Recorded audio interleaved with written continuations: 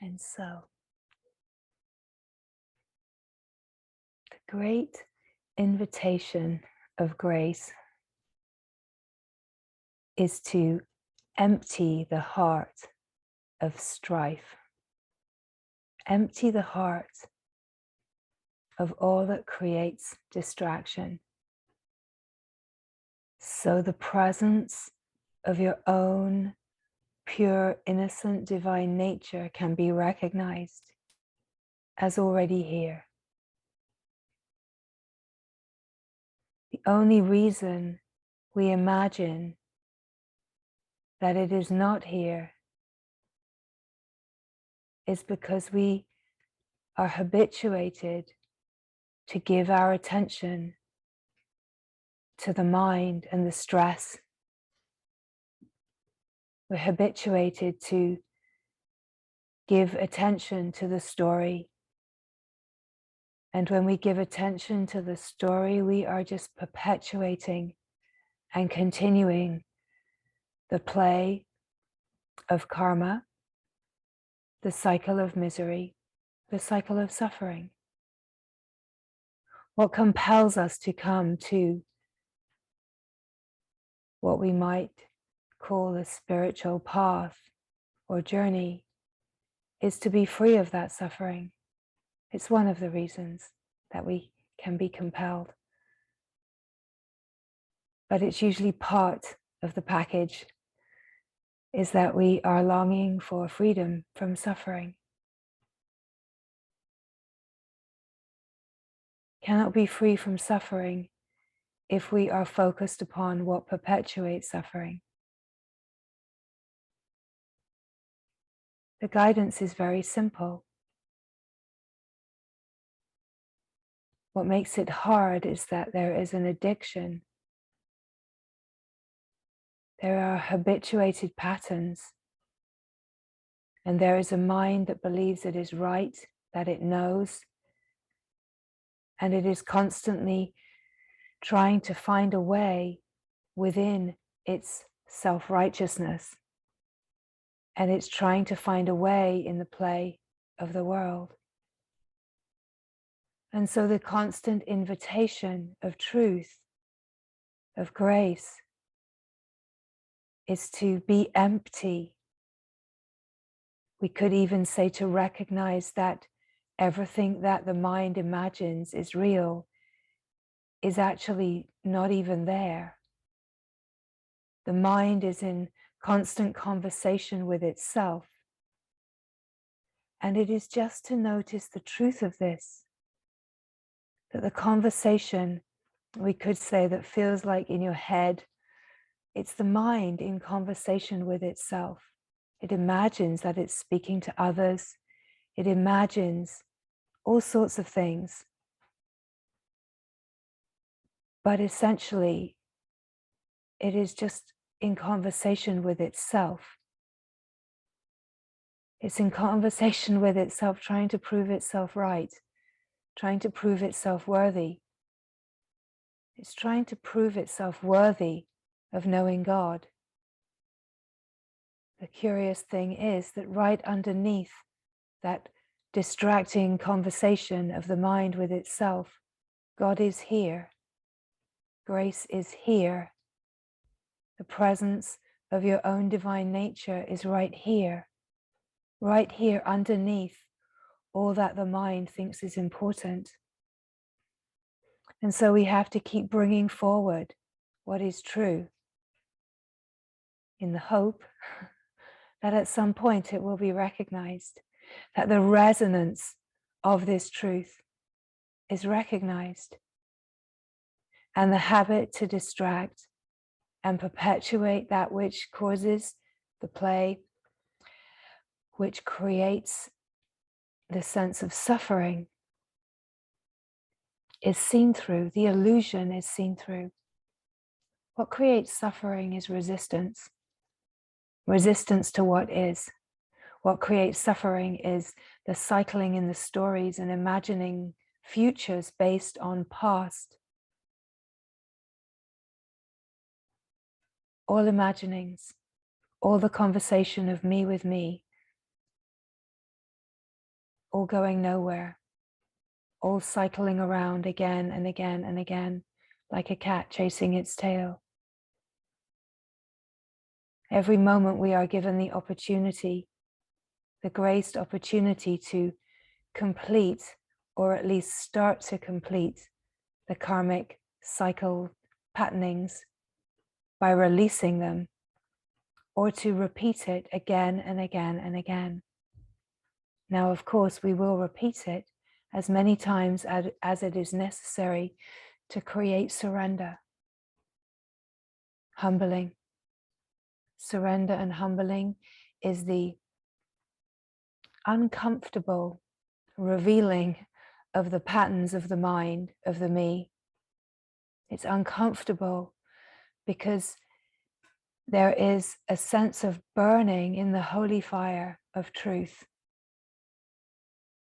When there is a surrendering of the one that thinks they are right, and all of the energy that has been focused on hanging on,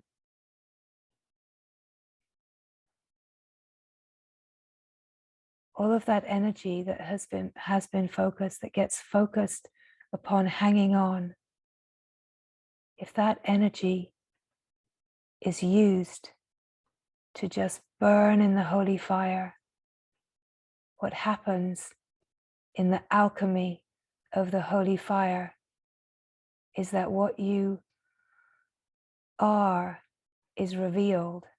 What you are not, let's say, burns. It burns in the holy fire, and it turns itself into itself, right? Just like wood on a fire, right? You enter the fire, and the fire takes over. It saturates the wood until there is just one, right? Just one fire burning. And that fire, that true fire that is burning, is the holy fire of truth. And it burns everything that you are not. And what remains in the ashes is true nature, is God, is what is truly holy, is Mother. It's what you truly are. So we are constantly given the invitation to empty the sense of the personal heart and come to the wide open heart and recognize that grace is here, love is here, God is right here. Underneath all of the concepts and beliefs, underneath all of the ideas, underneath that burning longing to be right, the longing for freedom, when it is recognized to be greater, the discovery is that freedom is here in this moment. Freedom is right here in the felt sense of being. Freedom is here.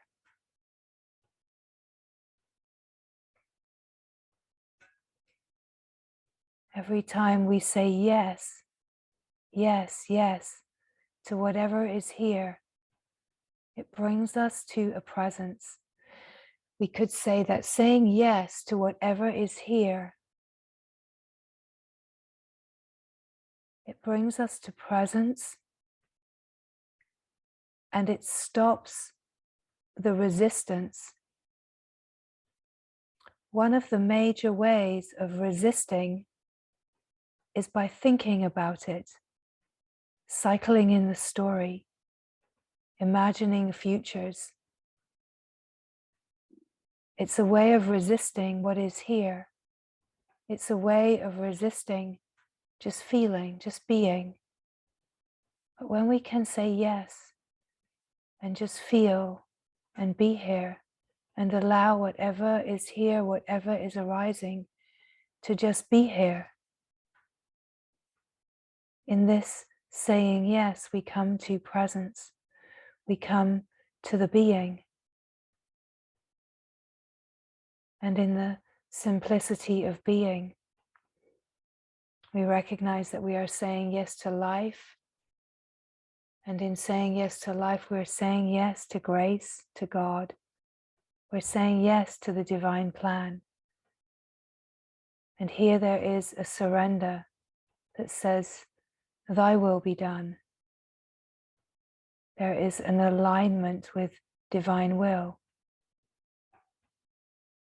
There is a releasing of, we could say, selfish gain or personal interest. And in the releasing of selfish gain and personal interest,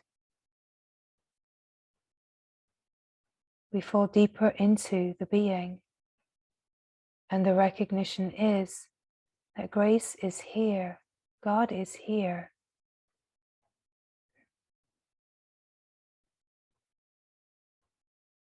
That God is in everything.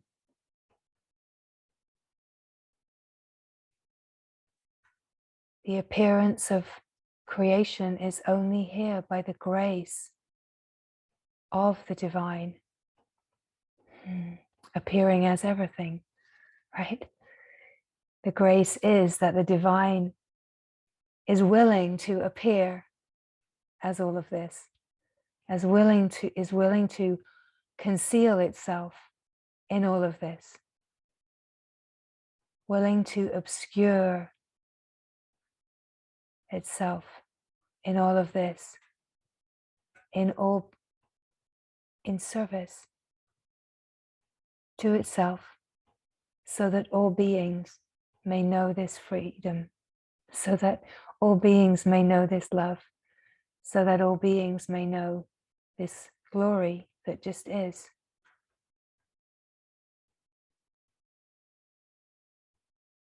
So when we hear about the glory, when we hear about the supreme reality, when we hear about the divine gorgeousness that is right here, that heaven is right here on earth, right here in the being, in this moment, when we hear this, it can be so easy for the mind to say, oh yeah, but that's not my experience, and almost poo-poo and not want to hear of the glory. But we have to bring forward the glory to know that this is the possibility for all beings, right? If we just keep churning in the misery and the cycle of the mind and what the mind wants to talk about, then we are just lost in the delusion. We have to bring forward the true picture of what is here. Because as we bring forward the true picture, it carries a resonance, and every being is this already, and it brings forward the possibility for every being to know this gorgeous, glorious truth. It is not reserved for anyone in particular. It is not reserved for ones that are special. It is what every being is right now. Every being has absolute access to heaven on earth, to the knowing of God, to the glory that is. It's right here inside your very own heart. When the attention stops focusing upon the strife, in the felt sense of being is the simple happiness and joy. The gorgeousness is that when you come to the being, when you come to emptiness, when you come to openness, in your direct recognition of the being, direct experience, this the being, this the emptiness, this the openness, in the direct experience here now, you are available for the glory to fill you, You are available for the divine presence of your own nature to take up more space, to take up resonance, to start flowing into every single cell and dance as resonant light in every fiber of your being. As you rest in the being, you are saying yes to being recalibrated. You are saying yes to being refined and cultured. And part of that refinement is that things will play on the surface of life to test you, to test what you are truly sincere about. Will you say yes to God, or will you say yes to the delusion? Every moment, will you say yes to God, or will you say yes to the delusion? Will you say yes to God, or will you cycle in the conversation in the head that imagines all sorts of strife?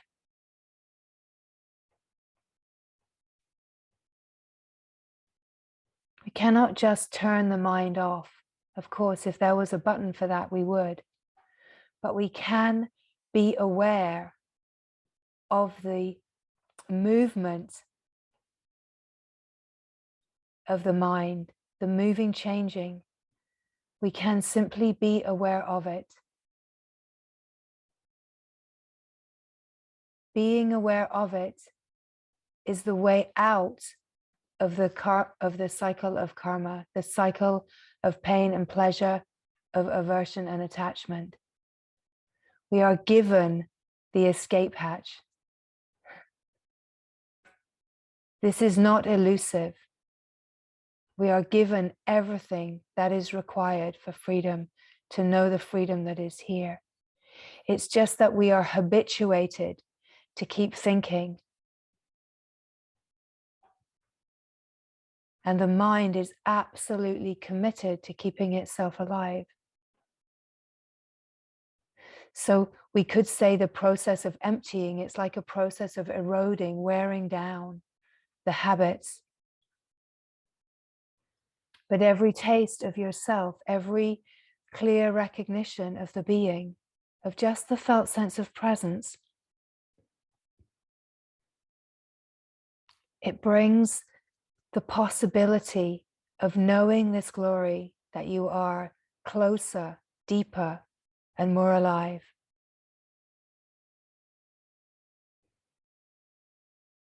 It's not to create projects with the mind, not to create big ideas with the mind about how to be with the being more. It's just to be here, recognize the simplicity of being is right here underneath the moving, changing.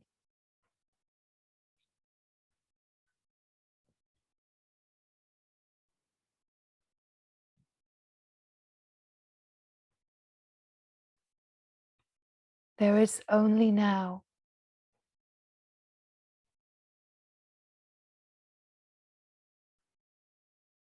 Everything else is thought. Check that. Does anything else exist without thinking about it? What is truly here now? What actually can be verified in your direct experience here now without using thought? What are you?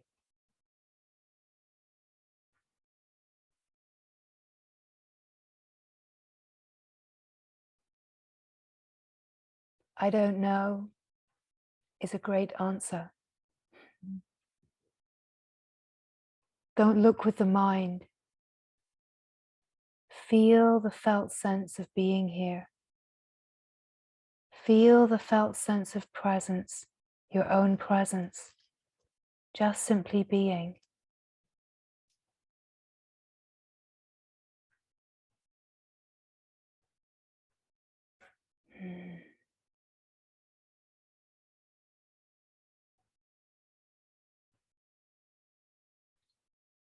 In the felt sense of being, is there any content? Does the being have a name, a story?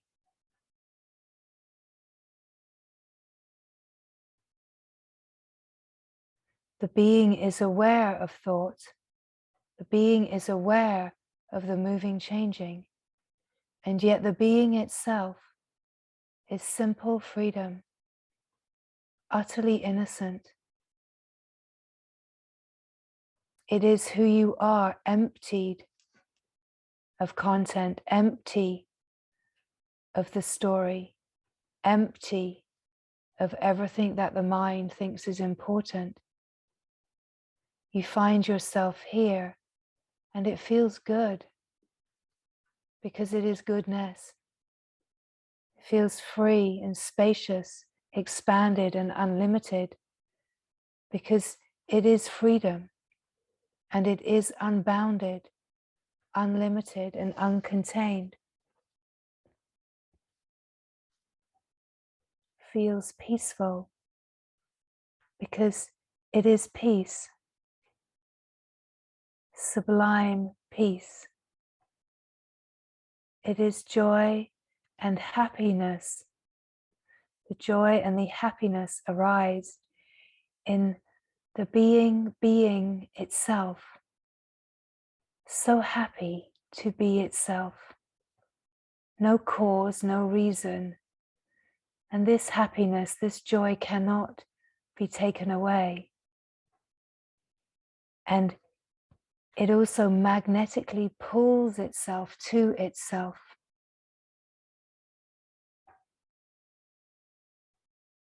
It's a compelling joy. It is so compelling to feel simple joy.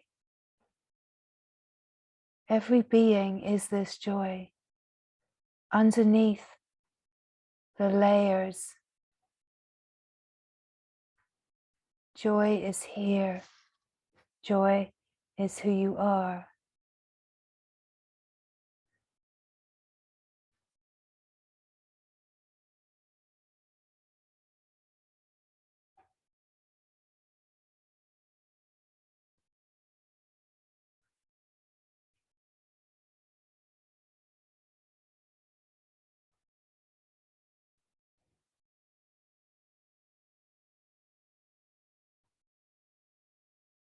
Every moment, an invitation to be with yourself, an invitation to be here in the stillness, in the silence that is the self, the being, the true one that every one belongs to. We are one in the one that is.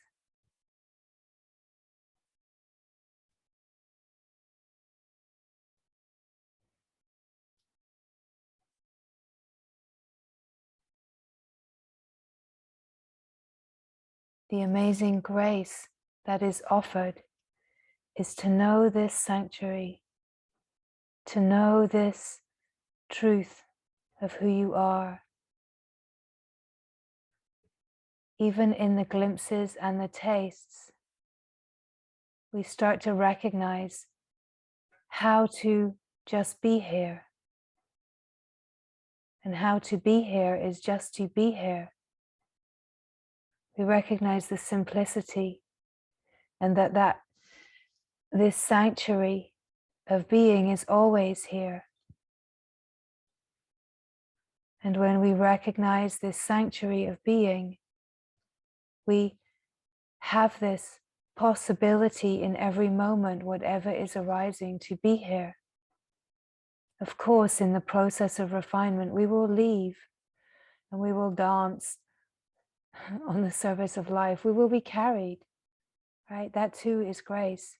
We are carried into the Maya, into the forgetting, lost in the fog. And that too is grace. But as soon as there is a noticing, as soon as there is a sense of stress, the invitation is, do you indulge the stress and the story?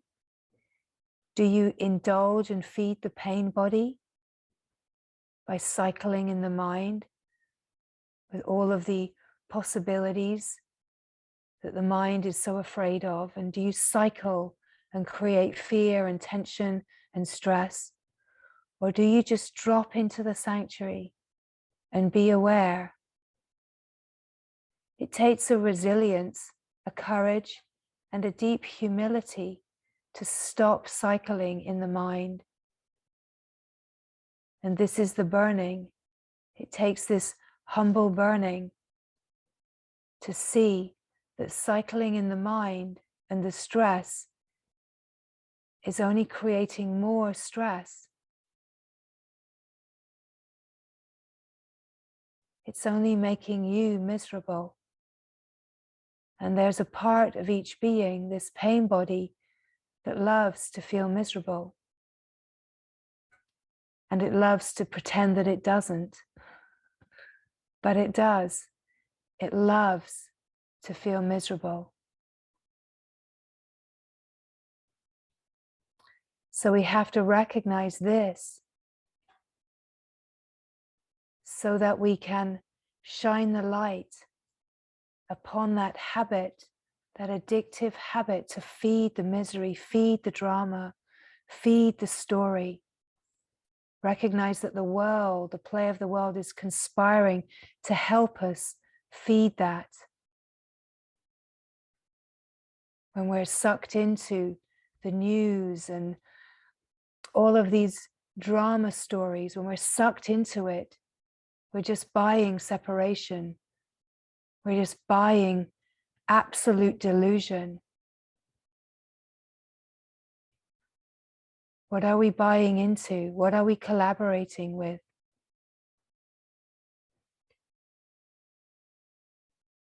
Every moment we have the possibility to not collaborate with delusion, to free yourself from misery, free yourself from fear, and to come to the sanctuary of being. The humility to say no to the addiction. The humility to say no to perpetuating suffering. To recognize that it is the most extraordinary grace in the life that we even have awareness of this sanctuary. There are many beings that do not even have this possibility. Are we able to receive the grace of the sanctuary of being and say yes to freedom, no to suffering?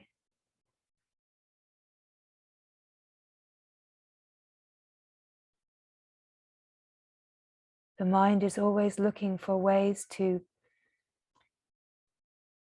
collaborate. It will find someone to commiserate with the story. It will find a way to make itself right.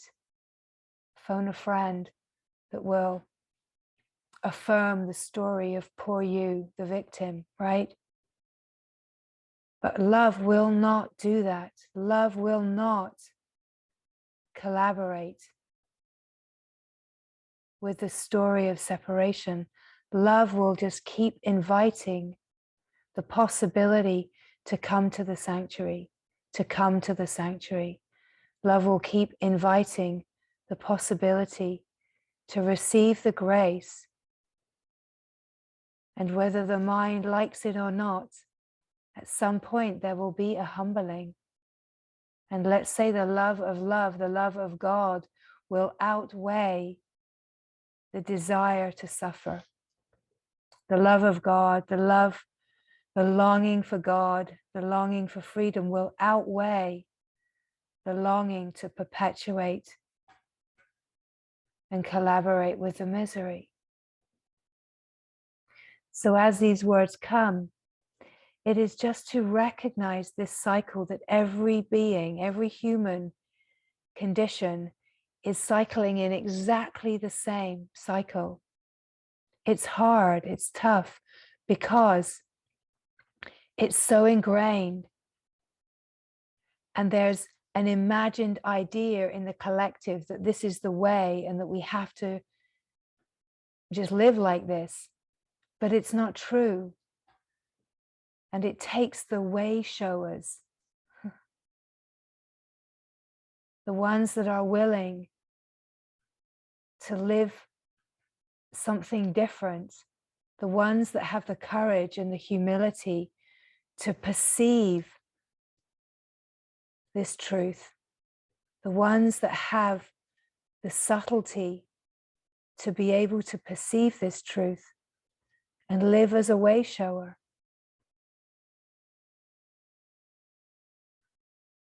To not be pulled into the collaboration of the collective, to stay in ignorance.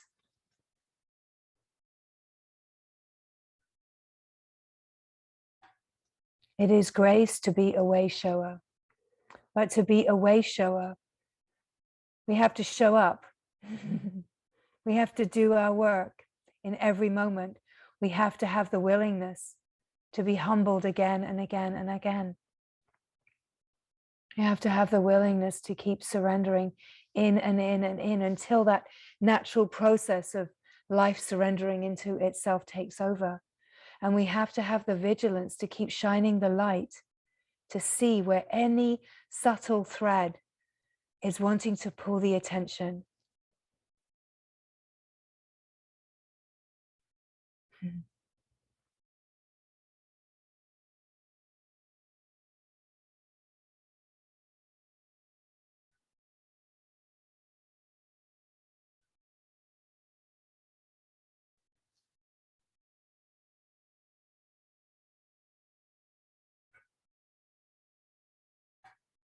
If a single desire remains, we are not completely free.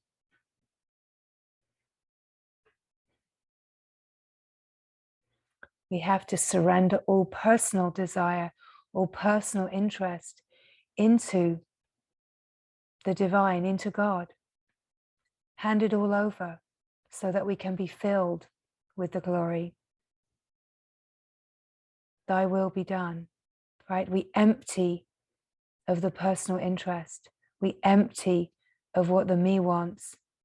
And we want, let's say, only what God wants. There's even a subtlety that we don't want God. We don't keep a sense of separation, of wanting to remain the devotee, remain the disciple. We want to be absolutely one, merged into divine reality all the way.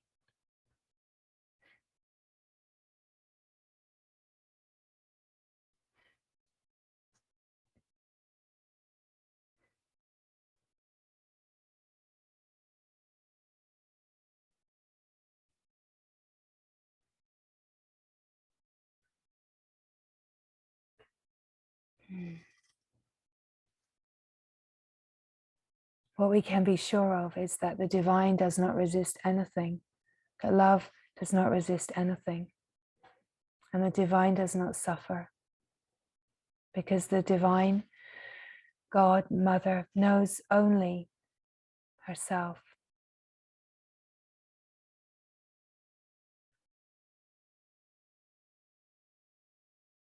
No separation, no division, no fragmentation, no dispersion. And this is what we are constantly being invited into.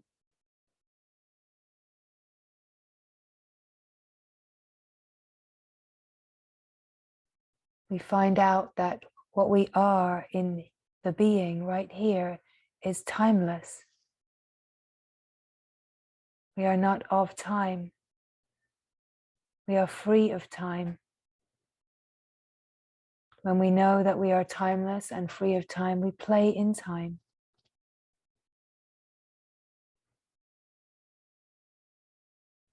When we know the timeless, we discover that we are eternal, immortal.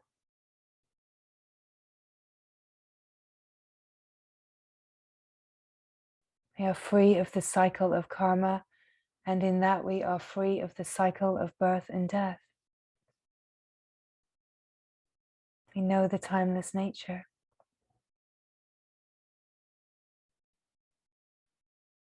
Right here now, in the being, feel the resonance of recognition that everything that is pointed to is right here now. You already are.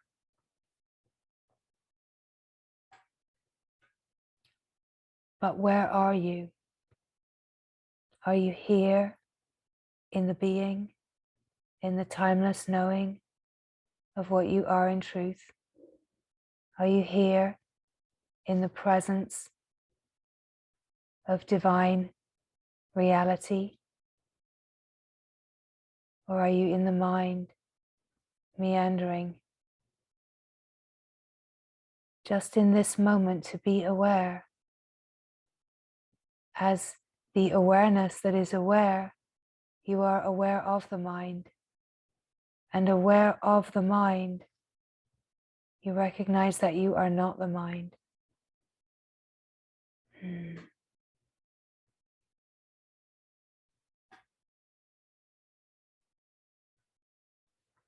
At the same time, we are not trying to stop the mind.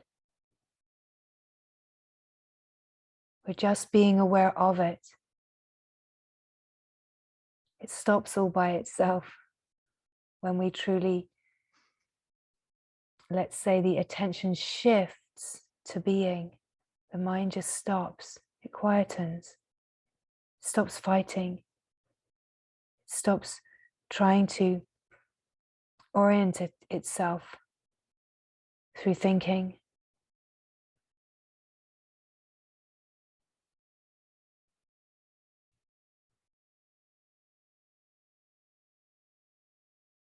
We could say the patterning of ego will constantly do battle, attempt to battle with the being.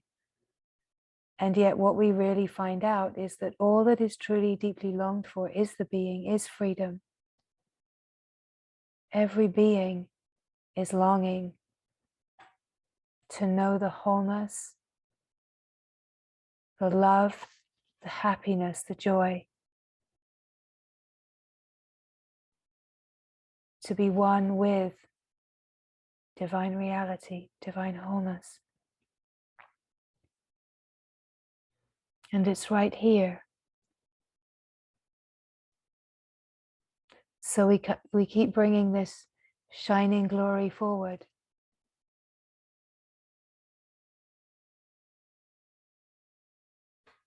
Because every being already belongs to this.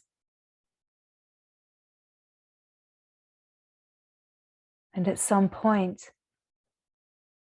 the resonance deepens enough. The pull of the longing is strong enough. The recognition in the resonance of truth, of what this life is truly for, starts to shine and come alive. And in that, the attention gets pulled into what is holy, into the holy fire. The holy fire. It just keeps burning until it has burnt everything. And all that remains is the eternal flame that is the wide open, infinite heart.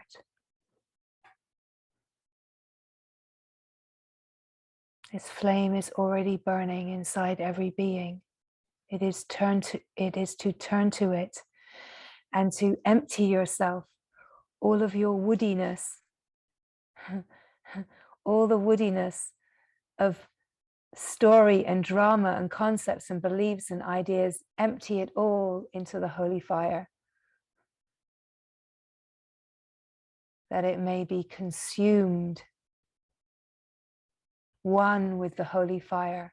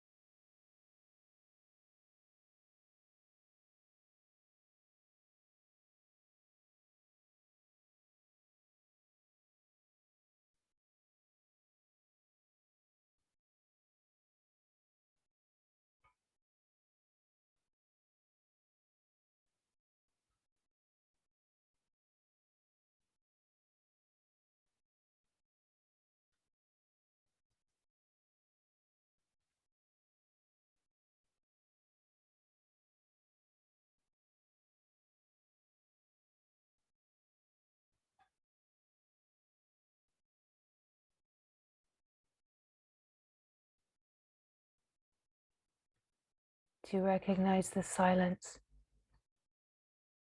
of the wide open heart.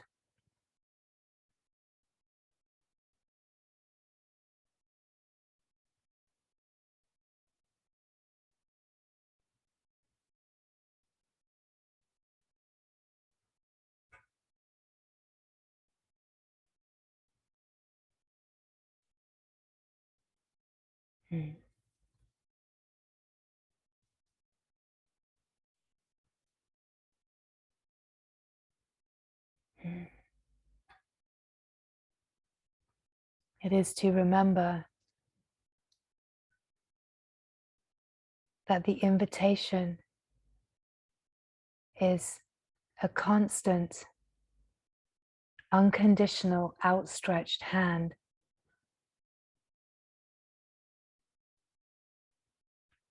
It is only the mind that judges itself. It is only the mind that is hard upon itself. It is only the mind that brings forward shame and guilt and judgment and opinion of itself. The way that the mind speaks to itself is the cruelest.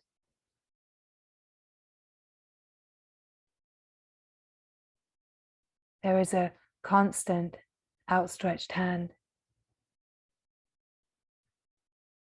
of unconditional love to keep falling in and in and into the being.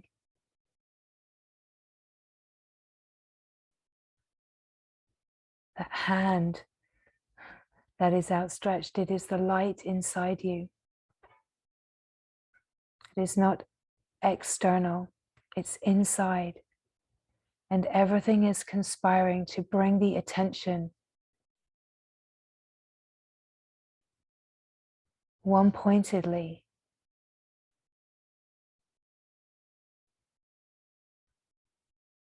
emptying of all that is surplus, the story, the phenomena, emptying of all of it and just being here in utter simplicity.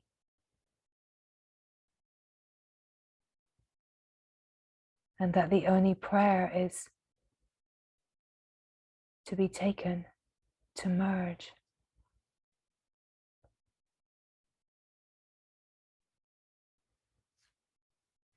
Without even a single thread of me that wants that. It is even to say, take me if that is God's will. Right?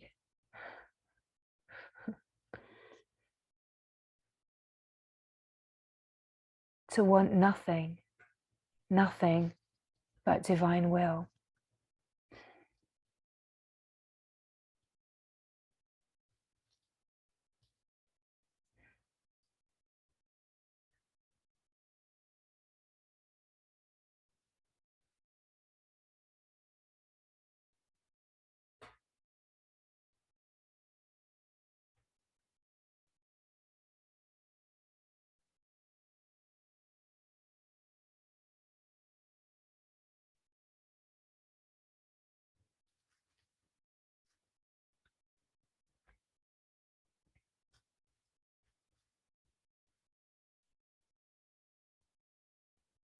The mind could say, but what if God doesn't want me? If you want only God, you find that you cannot be left out. No being has ever been divided from what God is, from what Mother truly is. There is no division. There is no being that is divided in any way. But we get to meet the beliefs, we get to hear the mind stories. And the grace in that is that they are illuminated, right? We get to see what are the stories that we tell ourselves. When we can illuminate the stories, we can free them by not believing them, illuminating them, allowing them to surface and refine into love. They are freed. Mm.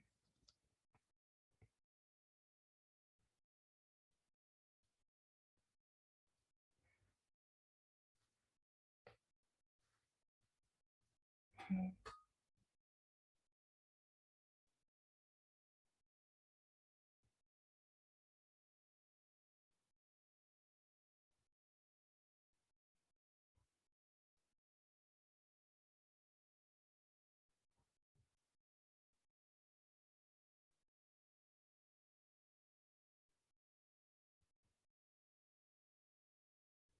So just to notice if there is anything stirring in the heart, if there are any questions or noticings that would like to come forward. Mm.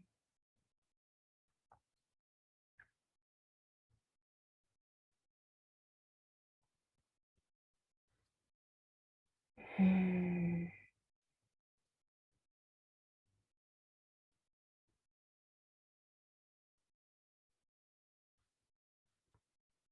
Mm.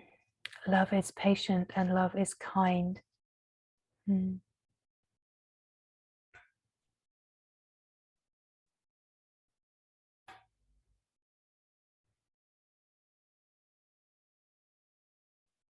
Mm.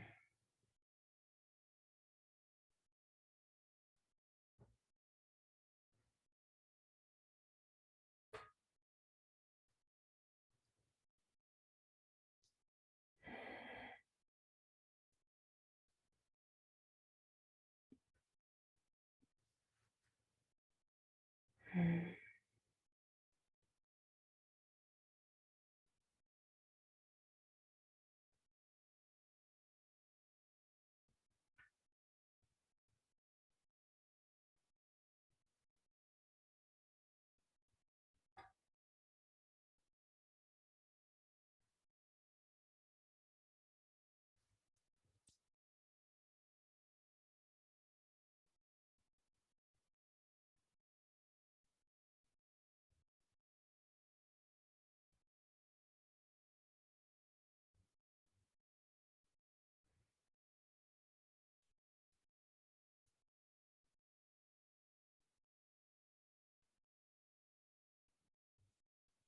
Mm.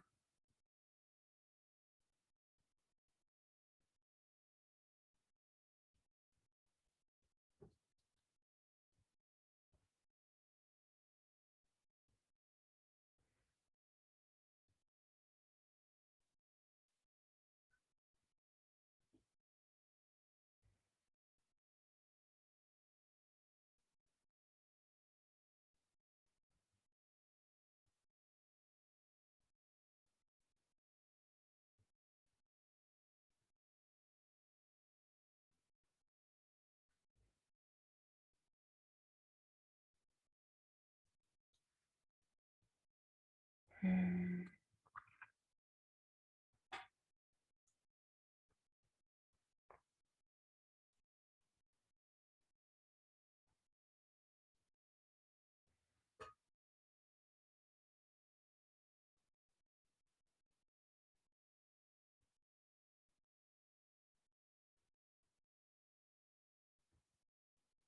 Mm.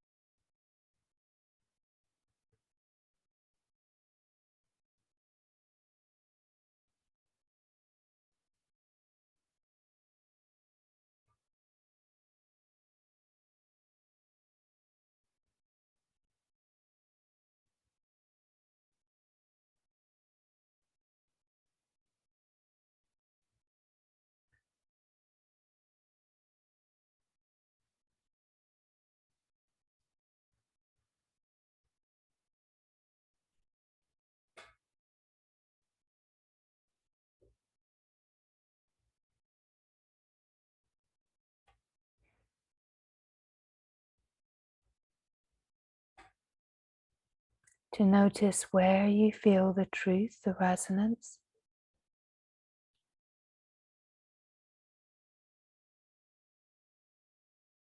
Feel the felt sense of being the being, the spaciousness, the openness. Noticing stirrings of mind, being aware of that. Being the openness that welcomes everything.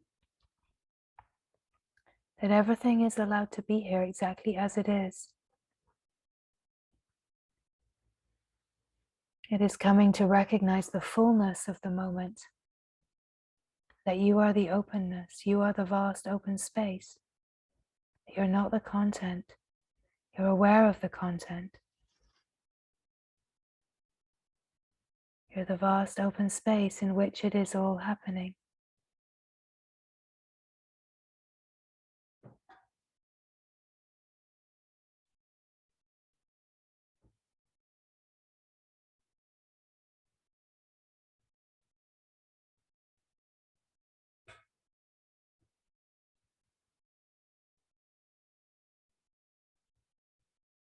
Life is just living itself from here.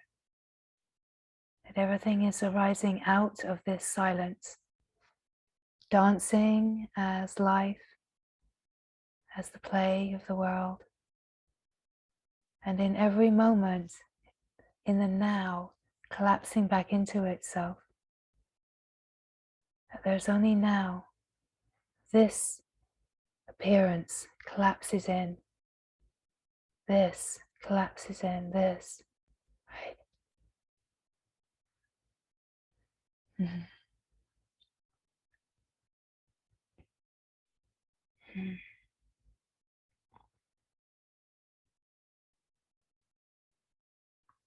What a miracle is this moment.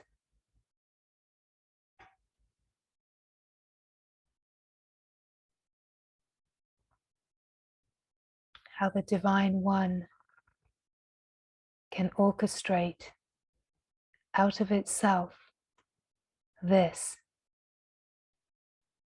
and this. What a miracle.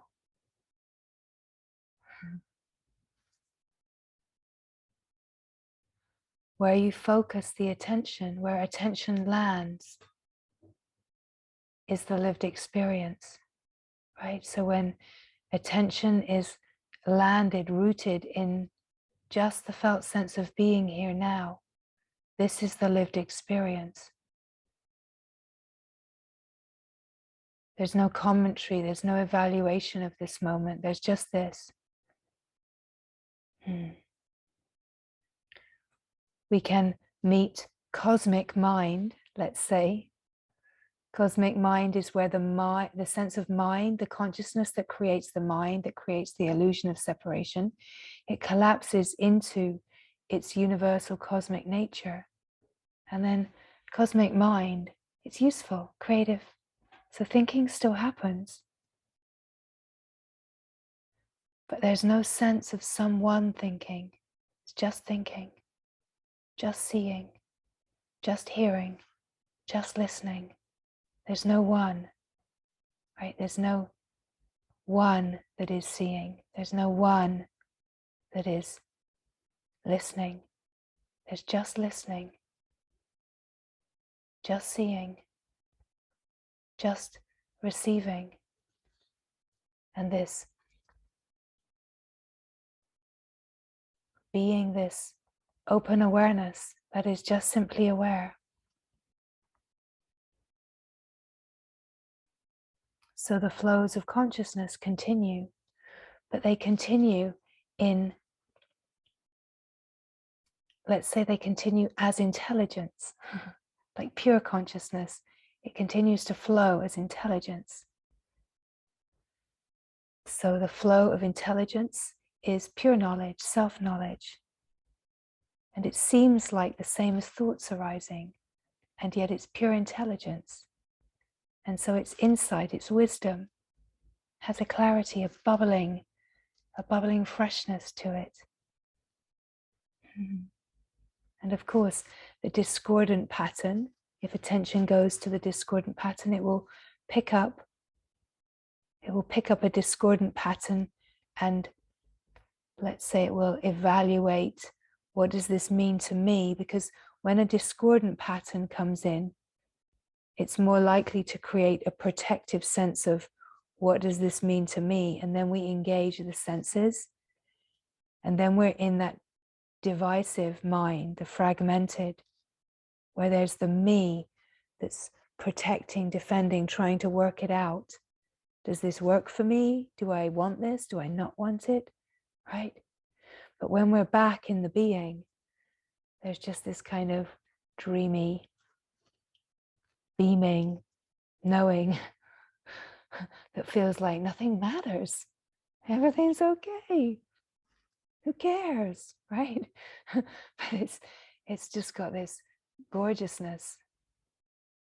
And the feeling here too, nothing's ever going to touch me again.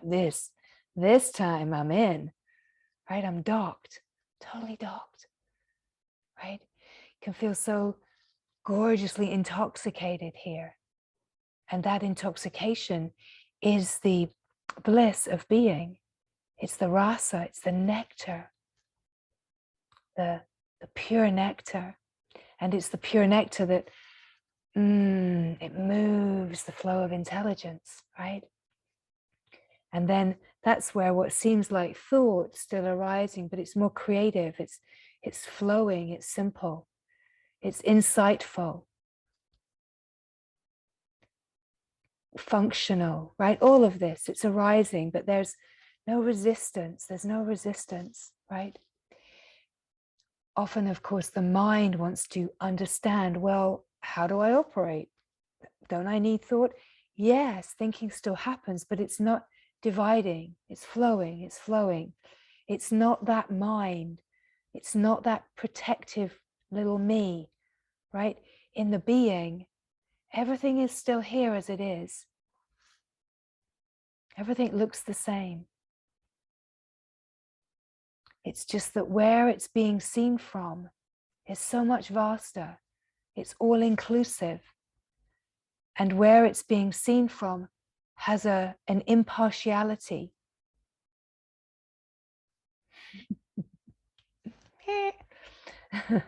Right? Whatever.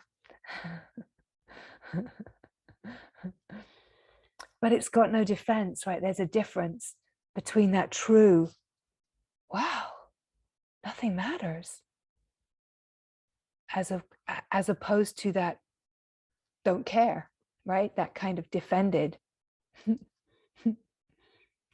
or that sense of tolerating, that the spiritual mood. It's all okay. You can feel that passive holding of tension underneath the surface. It's so much freer to be, this feels hard, it's not okay, right? There's freedom in that. This feels hard. This is can still be the being and receiving life, right? Feels hard. Feels lots of feelings arising, right? It can be that. It can be that too. It's not to say, oh, life doesn't create any stir or there's nothing happening. It's not that. Of course, we do come to smoother and smoother depths of our own being.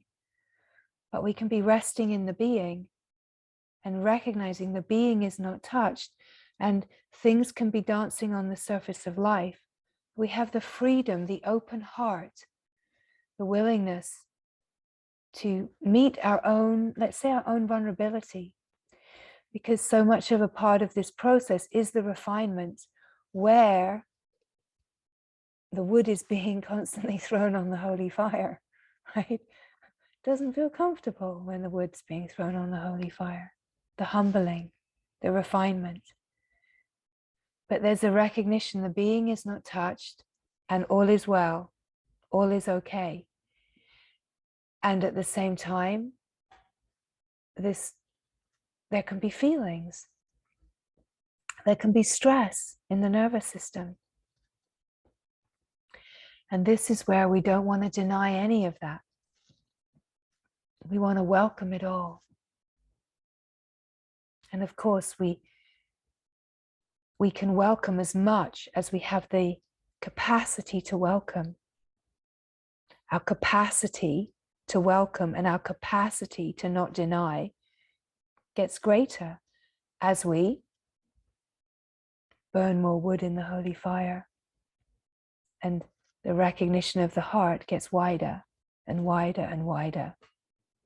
Right? There's more space for everything to be received. There's more space for all of yourself to be faced. There's more space for all beings to be seen in the same light of love. The deeper that we come to know the divine one that we are, the being, the grace of God, the mother, the deeper that we come to this felt sense of oneness, we start to see that reflection. And the knowing in consciousness is there's only one. This too is grace. This too is Ma. This too is God. You know it in consciousness. You know it in your consciousness. It doesn't make sense to the mind. But the knowing is in the heart as the heart widens and widens and widens. Right? The wideness of the heart is the wideness of our all-inclusive yes. It's what we can say yes to. And we recognize that the wideness of the heart that's saying yes is the big wide open space in which all of the funky is playing. All of life is playing. It doesn't even have to be funky. It can be kind of quite fun. It can be whatever it is, right? But we recognize the wideness of the heart is the wideness of the yes. And we are that space in which everything is happening. If we start to notice, oh, there's something that seems to be outside of my capacity to say yes to it. There seems to be a no here. Can we meet the feelings of resistance and widen to include that too? Can we recognize that what we're saying no to is some kind of reaction in our nervous system, some kind of resistance? And can we widen to say yes to that too?